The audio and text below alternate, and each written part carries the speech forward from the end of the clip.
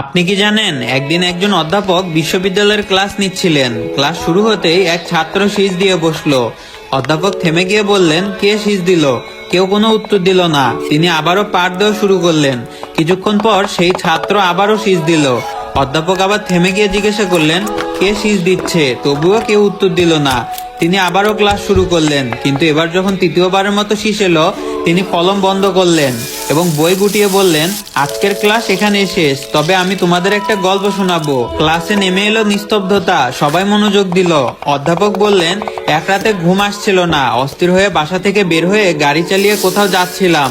কোনো নির্দিষ্ট গন্তব্য ছিল না। হঠাৎ দেখি এক বৃদ্ধা মহিলা হাতে ভারী বোঝা নিয়ে রাস্তার পাশে দাঁড়িয়ে আছেন। আমি গাড়ি থামিয়ে জিজ্ঞাসা করলাম, মা, কিছু সাহায্য লাগবে কি?